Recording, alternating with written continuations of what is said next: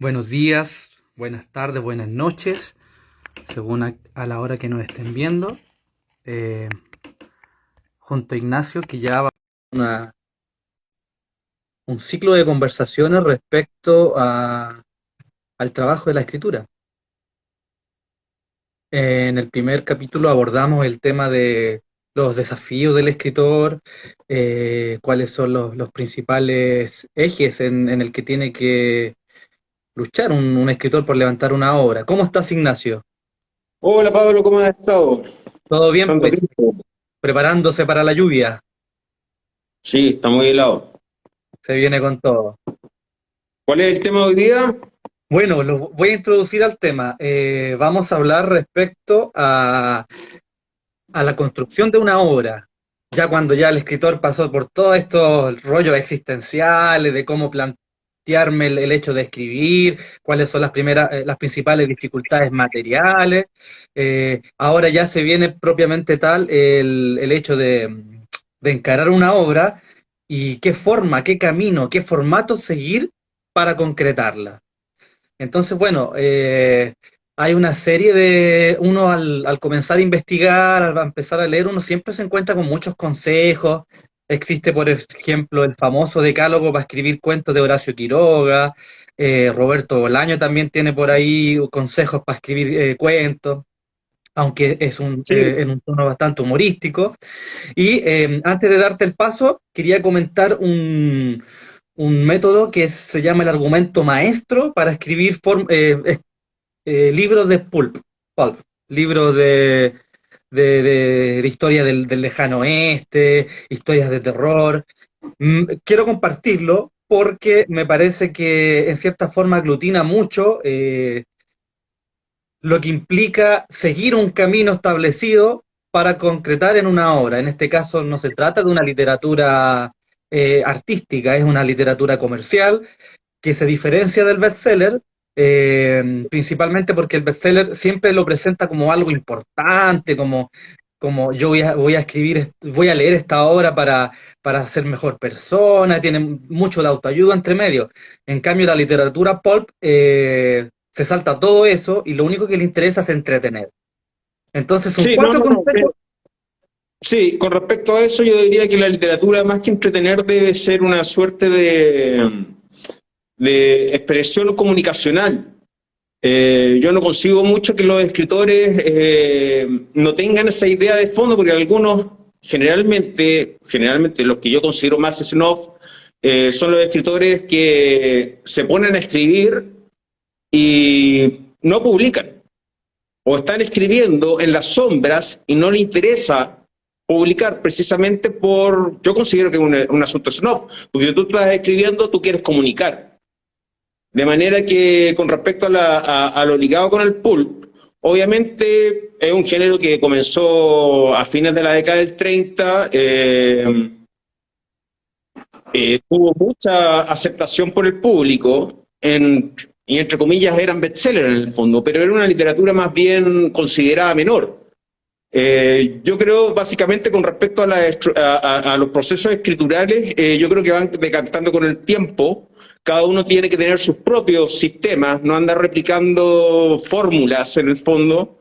Por ejemplo, bueno, tú me dijiste antes cuando estábamos armando la pauta que quería hablar de Piglia, pero por ejemplo está el decálogo de Piglia, hay una serie de métodos, pero yo creo que lo fundamental acá es que cada escritor encuentra su propio método. Y para eso, y creo que lo he dicho en otras ocasiones, hay que tirarse al agua, básicamente. Claro, pero mira, antes de Tirarse al llegar a agua, este, Ignacio, sí, ¿te parece que te voy a leer unos consejos de Lester Dent, que es un escritor norteamericano famoso por crear Doc Savage, una suerte de proto superhéroe? Y quiero que te lo voy a leer su método para que lo comentemos, porque finalmente lo que vamos a ir viendo es que es un estilo los argumentos que le entrega para construir un libro son muy acotados. Y ahí vamos a ir viendo, porque mira, por ejemplo, dice, uno, encuentra un método de asesinar diferente.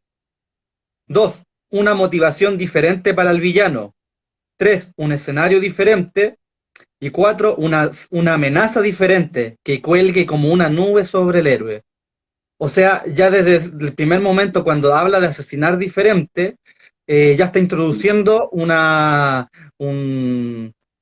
forma de escribir que va a redundar finalmente en una obra que tiene que haber un asesinato, tiene que haber un crimen, tiene que haber una amenaza que se cierne sobre el héroe, pero finalmente eso limita el conjunto de recursos que puede utilizar un escritor.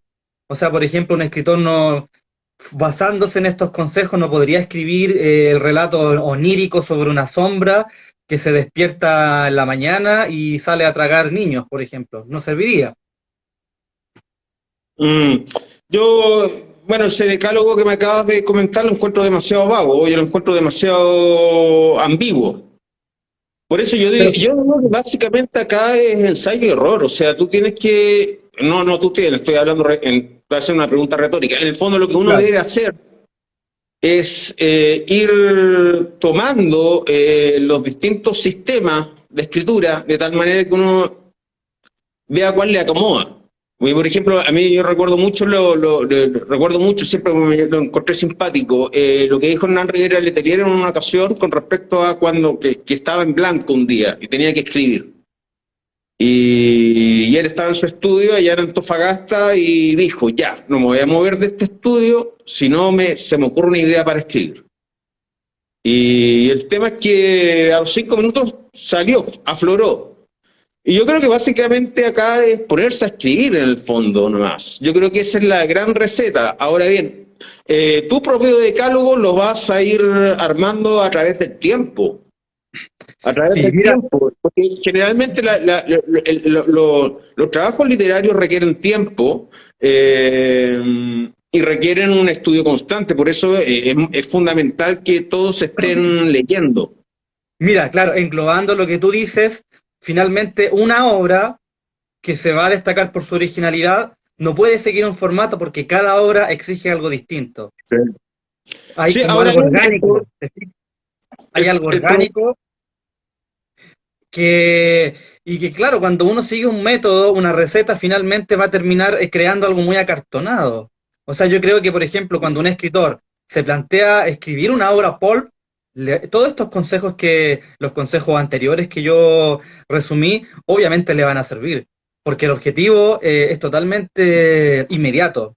Es crear una historia que sea bonita, que tenga edulcorada con algunos elementos mágicos, de terror, qué sé yo, eh, y va a servir. Pero cuando un escritor se plantea ante la originalidad, todos los métodos previos que existan, yo creo que por lo general lo más probable es que no le sirvan, ¿no? O sea, que el escritor se estrelle contra un muro y que todos esos métodos escriturales, por ejemplo, hay uno que me parece muy interesante, pero creo que para llegar a realizar ese tipo de método se requiere un background previo muy grande. Es el formato de César Aira, que él habla de la huida hacia adelante. O sea, él se plantea una situación común, vaga, por ejemplo, una persona sale a comprar el pan, y a medida que él va hilando la historia, él ni siquiera sabe cómo va a terminar, no sabe qué personajes van a aparecer, y va improvisando. Es como el jazz. ¿Te fijas? Él tiene como sí, no, sí, una partitura exactamente. mental en su cabeza Estoy, y va avanzando. Pero si una persona que estoy no tiene la formación literaria de Aira, lo más probable es que siguiendo esa pauta, escriba un bodrio, ¿no? No, que sí, claro, o sea, si tú estás escribiendo, obviamente estás frente a la página en blanco y te das cuenta, ya, estamos en una playa, coloco un camión, ya, ¿qué va a pasar en el camión? Ya, meto a una pareja, ¿qué va a pasar con la pareja? Ya, va a discutir entre ellas. ¿Por qué están discutiendo entre ellas? Entonces ahí ya va avanzando y se está haciendo la trama, agregando elementos que generen una acción propiamente tal. Y ahí se genera la trama. Ahora bien, con las distintas tendencias y los distintos campos, por así decirlo, retóricos en los cuales uno presenta la historia, hay que fijarse también en los soportes. Mm. Eh, y para eso básicamente hay que ser observador, ser un observador activo y tener ciertas nociones de lo que son los, los principios retóricos en el fondo. Bueno, generalmente siempre se habla hasta, yo me recuerdo que Bolaño hablaba de que con la invención del Morel se había roto estos sistemas retóricos en los que hay principio, nudo y desenlace, y ahora hay métodos más sofisticados, más modernos. Pero básicamente la clave de todo esto yo creo que es contar una buena historia en el fondo. Mira qué bueno que mencionaste Bolaño, porque existe un método de escritura que tenía Bolaño, que al Sí, de menos es tres en tres, sí. es lo que De decía, tres. lo que decía Echeverría, por ejemplo, es que Bolaño, cuando partía a escribir un cuento, una novela, él sabía cómo era el comienzo y tenía ya listo el final. Sabía que al final los personajes iban a morir o que iban a emprender un rumbo. Entonces él trabajaba con estos dos márgenes, con el comienzo y con el final. ¿Qué es lo que hacía Bolaño? Empezaba a inflar por el medio. Entonces, por ejemplo, ya sabía qué es lo que iba a pasar entre A y C, y lo que él inventaba entre ese trayecto iba apareciendo y lo iba improvisando. Y Sí, sí. finalmente eso a él le servía como un método, pero si uno toma ese método de Bolaño y lo aplica a una obra propia, probablemente no funcione. Sí, a eso es lo que Sí. estamos apuntando finalmente, que Bueno, de hecho, sirve mucho conocer los métodos escriturales de los escritores, te ayuda porque te da un background, pero de ahí a tomar el método, calcarlo y llevarlo a tu propia obra, puede ocurrir el desastre, o sea, puede que no termines nunca y puede que esa novela o ese cuento o ese poema finalmente terminen inconclusos, y que ese yo creo que es ahora, lo peor que le puede pasar a un escritor, no terminar sí, nunca una obra.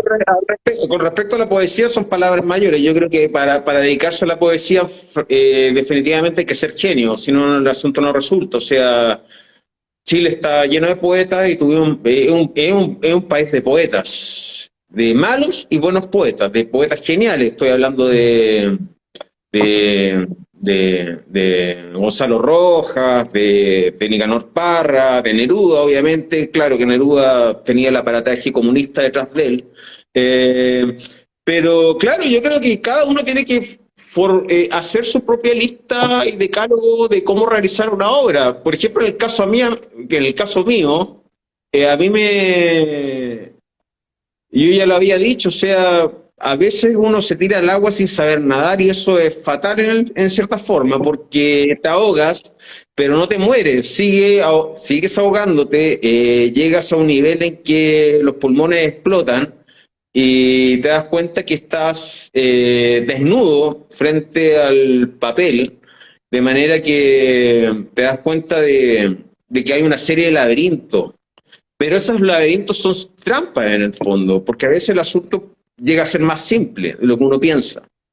Entonces, acá yo creo que el artista debe lidiar contra sus propios, lidiar contra su propio autosabotaje. Volviendo un Mira, poco a plantearte lo de los escritores snob, que en realidad lo toman como si fuera un asunto privado y escribir y no plantearlo de algo que podría ser básicamente comunicación y conexión con otras personas. Ahora bien, yo no estoy muy de acuerdo con hacer textos en los cuales yo quiera conectar con otro autor. Si uno quiere conectar, tiene que hablar con la otra persona, no a través de un libro. Eso no, yo estoy un poco de desacuerdo, también estoy en desacuerdo también con salir de las zonas de confort y todo eso. Yo creo que son clichés ya en el fondo. Yo creo que hay que escribir básicamente lo que te gusta. Y ahora bien, también dije, claro, de tal manera que cuentes una buena historia. Eso es el quid de todo, en el fondo. Ahora bien, pensar en historia es algo fascinante. Y cuando uno está escribiendo, probablemente, como tú me comentabas acerca de empezar con la mitad del método de Bolaño, obviamente tal vez no sepas lo que estás escribiendo. Yo en el caso mío, y volviendo un poco a Rivera Letelier también, porque encuentro que Rivera Letelier es un caso ejemplificador de cómo se hacen bien las cosas, en el fondo. Claro, uno no tiene idea para dónde va a ir y de pronto pasa el tiempo, tú estás trabajando en un texto y ya, puede que tengas 10 páginas y te das cuenta, esto, ya, acá tengo la vuelta de tuerca, acá tengo el final sorpresivo, acá tengo la epifanía, ¿cachai? Etcétera. Yo creo eso, básicamente. Pero claro, mira, bueno, yo creo que dentro de lo que hemos venido conversando, todo sirve en el sentido de que empuje a ejecutar la obra. Hay algunos escritores que, por ejemplo, llevan un control de personaje a través de software. Yo no uso ese tipo de cosas, Sí, pero si a un escritor le sirve, vamos, adelante. Si tenía un programa la que te ayude a escalera también. organizar la trama, que te ayude a crear los plots, los puntos, a caracterizar los personajes, bien, adelante. O sea, todo sirve. A mí lo que me gusta del método César Aira no es la improvisación, porque creo yo que cuando uno está en una improvisación permanente, cae en el riesgo de que la obra se diluya, que al final termine siendo algo muy vulgar, algo muy baladí. Entonces, Oye, finalmente, en vez de presentar una visión del mundo, lo que estás presentando es un menjunje, es un kitsch elaborado. Pero lo que yo sí rescato de Aira es el método que él tiene de trabajo y que siempre dice, no, yo escribo una paginita y media al día. ¿Y cuánto se demora? Le preguntaba, no, entre 1 y 2 horas. Y en cantidad de palabras, ¿cuánto estamos hablando? 1000 palabras, aunque ahora escribo 500, decía. Bueno, si tú tomas el método de Aira y eres capaz de escribir entre 500 y 1000 palabras, en 20 días ya tienes 20.000 palabras. sí, sí, pero En un mes, con en un respecto a mes, en un mes ya tienes 30.000 palabras y en 2 meses ya podrías tener una novela de sí, sesenta no, mil no, no, palabras. bueno, claro, claro. Mira, es básicamente el sistema de hacer un nido en el fondo, porque el pajarito va haciendo un nido a través del tiempo en el fondo y aportando, bueno, en el caso de nosotros, cada vez que nos sentamos frente a la computadora, frente a la máquina de escribir, para escribir hay que ir avanzando. Obviamente, Lógicamente. avanzar y avanzar lentamente. Eso ya, hice la analogía con el nido, obviamente, pero también no puedes perder, y vuelvo a hacer la pregunta retórica, no es que te esté diciendo a ti, sino Sí. más bien se tiene que intentar escribir de tal manera, pero bajo un soporte estructural y teniendo idea de lo que, para dónde va la moto en el fondo, porque, claro, lo más probable, y sobre todo siempre pasa cuando uno, bueno, a mí me pasó, cuando recién empezaba a escribir el año 98, 99, escribía y perdía la línea, perdía la columna vertebral, y el Ya. texto terminaba básicamente en lo que podría considerarse un trabajo, un grafómano, sin una conexión, sin personaje, etcétera. A mí me pasó una vez algo similar que yo dije, ya voy a probar un nuevo método y voy a empezar a escribir de 3 novelas. Entonces partía con una novela, empezaba a escribir y cuando ya sentía que no tenía fuerza para seguir en esa, me pasaba a la segunda. Después de la segunda me pasaba a la tercera. Entonces, ¿qué es lo que lograba con eso? Lograba que siempre estaba trabajando en un libro. Pero pasó que con el tiempo estas novelas comenzaron a crecer y no las pude acabar, no las pude terminar, quedaron como una especie de tratado psicográfico, metafísico. Al final no era nada, eran puras historias y personajes que aparecían y se desvanecían. Y finalmente, ya después que tuve esa experiencia que fue muy negativa, me ayudó para poder pasar a la siguiente fase, que era ya, voy a trabajar en un puro libro, en un puro cuento, en un puro poema, en una pura novela, y ya cuando la termine paso a la siguiente. Y eso me ha funcionado mucho Sí, mejor. sí. Pero eso Sí, necesita que a bueno, otra bueno, persona le funcione y otro método, porque finalmente vol- a eso apuntamos. volviendo a lo de un poco de aire, yo encuentro súper tedioso a César Aire. Yo recuerdo que una vez, y tú también, esa vez, en esa ocasión no nos conocíamos, pero estuvo César Aire en la Filsa.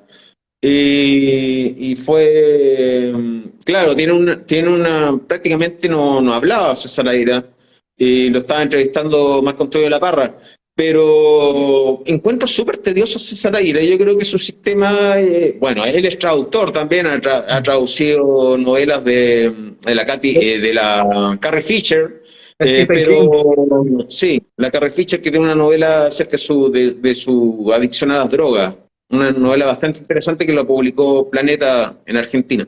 Pero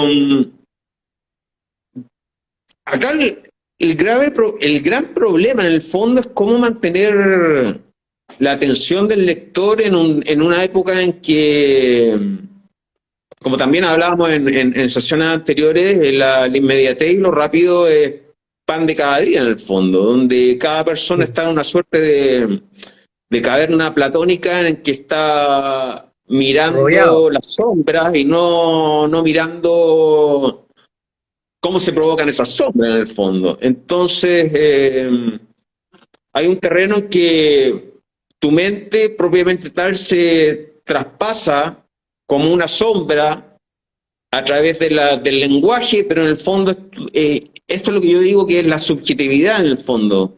Entonces, claro, hay que aunarlo, hay que mezclar lo objetivo y lo subjetivo. Y para eso, volviendo, hay que ver un poco de... yo creo que básicamente hay que ir estudiando todo lo que te permita que te permita escribir de manera cómoda en el fondo. Bueno, el otro caso que me gusta mucho es el de Piglia, que ya lo habíamos mencionado. Él en sus diarios, en los diarios de Emilio Renzi, habla de su método de escritura que consistía la misma lógica del palimpsesto. Él llevaba un escrito y empezaba a trabajarlo, después lo corregía completamente, cambiaba la trama. El problema es que para poder escribir una obra con ese método tardaba entre 5 a 10 años, mucho tiempo. Entonces, ¿qué pasaba? Eh, Tenía primero un borrador completo, después tenía un segundo borrador, un tercer borrador, un cuarto borrador, un quinto borrador, cambiaba las historias, cambiaba el personaje. Imagínate, en ese proceso podría haber escrito 10 novelas, pero escribió una sola. Y finalmente, ya cuando tenía todo este manuscrito enorme, lo empezaba a podar. Y al final terminaba, bueno, y hay uno igual cuando lee la prosa de Pilia, al revés de César Aira, que es una prosa que es más diáfana, es más canchera, la prosa de Pilia es más quirúrgica, está mucho más pulida, más ¿Por qué trabajada. me cuesta cachera Pero mira, pero claro, pero la- finalmente el método de Piglia, que era un método demasiado quirúrgico, como te decía yo, tenía la desventaja de que podías pasar toda tu vida escribiendo el mismo manuscrito. Y una vez ya lo Sí, hablamos, no, no, yo Ignacio, creo que no. Sí, o el sea, problema de eso, el problema de seguir ese tipo de método escritural es que te puedes pasar toda una vida y la vida es corta, o sea, sí, llega a los 50, 60, 70 años, sí. pierdes fuerza, te empiezas a envejecer, ya no tienes el mismo poder ni las mismas ganas que cuando eras joven, entonces al final terminas no escribiendo nada y te terminas muriendo con Sí, no, un... sí, yo creo, sí, volviendo un poco, yo creo que el tema acá radica en que uno esté produciendo y esté terminando las novelas, en el fondo, o el cuento, más bien las novelas, porque el cuento es como una carrera de 100 metros planos, mientras que el cuento es una maratón.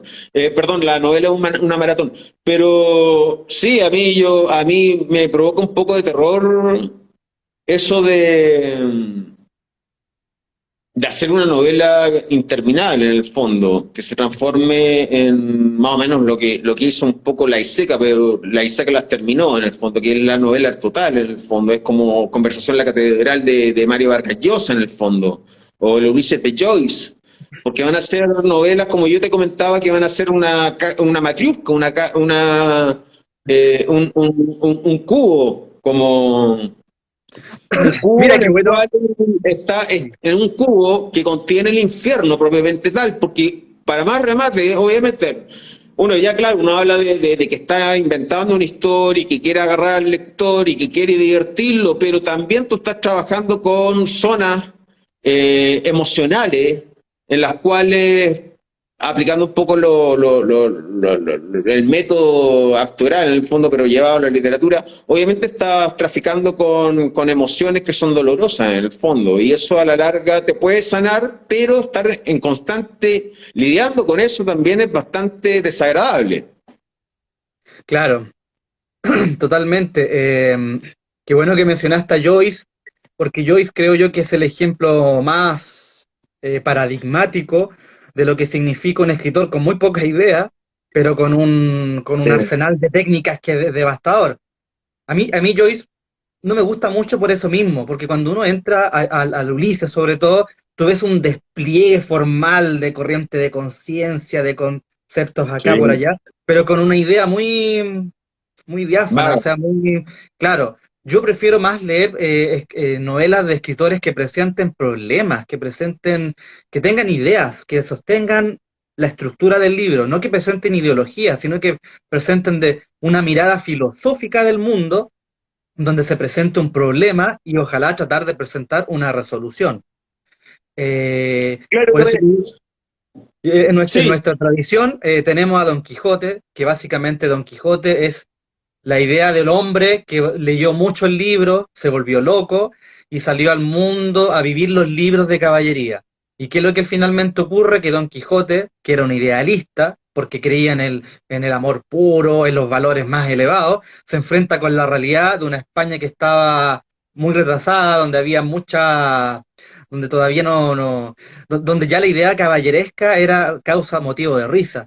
Entonces, eso es lo que me gusta cuando yo leo una obra. No solamente que sea divertido, ni que existan emociones, sino que también sí, existe, ni siquiera la técnica, sino que exista una visión de mundo que se contraponga con la realidad y uno pueda llegar a una no, conclusión. sí, sí, sí. Con respecto a eso, yo creo que lo quijotesco en el fondo siempre ha sido como planteado como algo de mofa en el fondo. Yo creo que también hay un síndrome quijotesco también en directores de cine, en literatos en el fondo. Yo creo que hay un asunto quijotesco, por ejemplo, en John Carpenter, o en Wes Craven, o en el mismo Tarantino, pero el Tarantino vaya uno a saber por qué, porque siempre hay un ingrediente secreto en esto, igual que la Coca-Cola.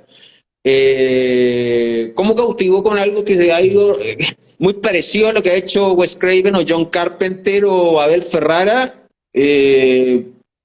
Logró ganó el campeonato en el fondo. Pero claro, hay un síndrome quijotesco, pero claro, yo veo lo que sucedió con el Quijote me parece que es lo que está lidiando cada escritor en el fondo en estos tiempos, los que tienen que estar alineados, ser funcional y ganar dinero en el fondo. Y Entonces claro, es una opción poco práctica. Y claro, poco práctico podría asociarse a lo que es lo quijotesco en el fondo. claro, Pero porque claro, cuando uno está escribiendo una obra que no es para el mercado, que no va a ser bestseller, estás en cierta manera sí, contra el sistema, porque el sistema está todo ordenado para que todo tu tiempo se destine al trabajo y después al ocio, pero el ocio no es no sí, necesariamente es sí, creador. sí, pero yo con respecto al bestseller, yo no confío mucho en el bestseller, yo prefiero el longseller en el fondo. O El libro que sea, a mí fue capaz, claro, me encantaría sí, hacer una novela de 500 páginas, tipo, ya que estamos hablando de Bolaño, pues, lo de Detective Salvaje, y que el asunto perdure en el tiempo y le hagan revisión, pero no va a pasar, no va a pasar porque no creo que pase, porque ya, no sé, hay otros factores. Pero no es que me esté echando al piso de una, no, no, pero es pero que no. Pero es que hay que entender que las condiciones materiales de nuestra sociedad son muy escasas las obras que la sociedad defiende y va rescatando a través del tiempo. Estos grandes bestsellers que alguna vez vendieron 10.000, 20.000 copias, con las muertes, con los años, desaparecen. Después ya nadie se acuerda de ellos. Finalmente, sí, el último bastión de las obras que se siguen leyendo y que son mínimas es el mundo de la academia. Y que el mundo de la academia no siempre recoge todo, siempre, hay hay una tradición, hay un sedazo que va recogiendo, pero siempre van quedando autores tapados, autores con mucho talento, o a lo mejor que no tenían sí. mucho talento, pero que en su tiempo eran lumbreras, po, eran los más leídos, los más comentados, los más Claro, reseñados en el claro, o sea, medio. sí, por ejemplo, lo que pasó con Hugo Correa acá, en Chile, o ha pasado con muchos escritores en el fondo, y yo creo que debe haber, y qué suerte ellos, ¿cachai? Siempre va a haber una maquinaria detrás de de ciertos escritores, y será genial para ellos porque como yo te comentaba con el caso de Neruda, en realidad siempre va a haber una maquinaria, había una maquinaria detrás de Neruda, Claro, independiente de que Neruda haya sido un genio. pero había una maquinaria exactamente. detrás. Entonces hay toda una... son temas extraliterarios en el fondo que se apartan un poco de lo que es la idea idealista de lo que es la literatura en el fondo. Pero en una época como la de hoy, en que hay una cierta incertidumbre de lo que va a pasar en el fondo y que todos están, o sea, todos están, entre comillas, relacionados y conectados en esta suerte de aldea global. El acto de escribir, en mi concepto, un acto de disconformidad hacia lo que uno está viendo, en el fondo. Porque Bueno, en realidad, Ignacio, como dijo un poco Vila Mata, uno está solo escribiendo en su cuarto, en su biblioteca, del mundo, pero sin tener contacto con el mundo. Entonces una cosa es bien curiosa, ¿no? bueno, sí, Pero ya estamos en la hora, Ignacio. sí, La próxima entrega vamos a tratar un tema distinto, pero vamos a tratar de ir relacionando con lo que hoy hablamos. Y muchas gracias a la gente que nos acompañó. sí, Visiten la página, vean las novedades literarias que estamos sacando en la editorial Pan. Ya quizás más adelante podríamos hablar de lo que viene y de lo que ya hemos sacado. Y sí. eso principalmente, Ignacio. ¿Alguna última palabra antes de que nos vayamos? Mm, no, no, no, todo ok. Sí, bueno, vamos a estar comunicándonos. Y gracias a todos los que se unieron. Chao, Chaito. chao.